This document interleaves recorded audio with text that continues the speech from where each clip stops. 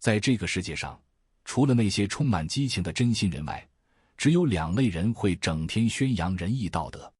第一类是极为聪明的伪君子，第二类则是失望迷茫的弱者。弱者生活在悲惨的现实中，为了不再受伤害，他们脑海中充满了理想化的乌托邦幻想，想着建立一个净土般的世界，于是便大力宣传道德。然而，这些弱者从未想过，几千年来那些所谓的成功者，哪一个是完全清白的？他们不过是为了逃避现实而罢了。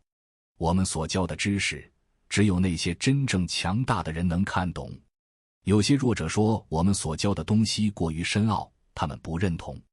其实，并非他们不认同，而是因为他们知道自己无力掌握这些知识，害怕别人学会这些技能后用来对付自己，于是便鼓动大家不要学习。按照弱者的逻辑，那难道女性的化妆品也应当被批判吗？因为它可能提升男人犯罪的风险。我们不能因为看到一把刀就呼吁所有人都不要使用刀，毕竟善良的人用刀能救人于危难之中。道德背后的真正动机，往往来自于弱者的恐惧。当他们看到我们所传授的深奥内容时，他们担心自己和同类会变成受害者，因此抛出仁义道德的论调，希望借此遏制强大思想的传播。而强者看见这些知识的深奥之处，往往不希望更多人学到，因为他们希望控制思想的流通，让自己能独享其利。两者的方法相似，但目的各异。弱者仅仅是希望逃避，而强者则想保持掌控，独自享受学问的力量。这2类人中，第一类是卫道者，第二类是伪道者。卫道者，顾名思义，是那些盲目捍卫道德的人，他们整天宣扬仁义道德，呼吁拯救众生，梦想着一个理想化的世界。在现实的商战中，他们依然活在自己的幻想里。这种未能认识到自己弱小的弱者，唯一能用来形容的就是自命不凡。最可悲的是，当他们失败时，往往不知道自己哪里出了问题。当别人伤害了他们，他们还愿意原谅那些伤害自己的人。若他们能学会我们传授的知识，恐怕也能赚得不少。正如圣雄甘地所言，老鼠没有资格原谅猫，他们在商战中遭遇屡次欺凌，欠债不悬，被他人攻击，根本没有资格谈论宽恕与原谅。很多女性嫉妒那些与自己丈夫有染的狐狸精，想要将其打死。但请问，打死一个狐狸精就能保住丈夫的忠诚吗？即便是杀掉白狐，还有黑狐、红狐，你能消灭多少？他们应该愤怒的并不是丈夫或狐狸精，而是自己没有足够的竞争力。这些卫道者自认为比任何人都更圣洁，他们更适合待在山林中，而不应介入现实的商战。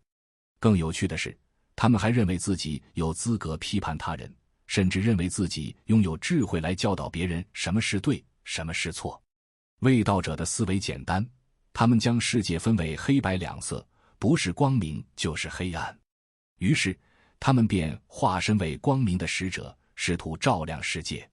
透过不断向他人灌输自己的理念，他们希望能创造一个大同世界，让每个人都相信他们是好人，并且透过他们的价值观来控制他人。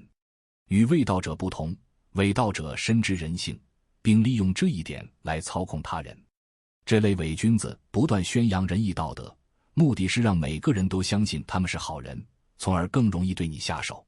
最令人恶心的是，因为他们一心灌输道德思想，当他们伤害你后，你可能还会选择原谅他们。这些伪道者表面上看起来是好人，但实际上他们只是想扮演这个角色。他们透过不断向你灌输道德思想，让你对他们产生信任，从而为他们的欺骗行为提供便利。比如做生意时，若对方不断强调诚信最重要，这种人往往值得警惕。如果你身边的朋友反复说我完全不介意你这样做，但随后又带着明显的介意，那你就要小心了。一个真正不介意的人是不会反复提及这一点的。类似的，如果有人不断宣称自己非常坦诚，不会骗你，这种话说得越多，越要小心。假如你被这样的人迷惑，那往往意味着你正面临着一个伪君子的骗局。如果一个人反复告诉你的未来会对你好，许下很多承诺，那你要警觉。真正值得信赖的人，不会口头上做过多承诺，而是通过实际行动证明自己。当承诺与实际行为差距过大时，往往说明对方的目的不纯。有时，真正的好人往往看起来像小人，而看似完美无缺的人反而多有隐瞒。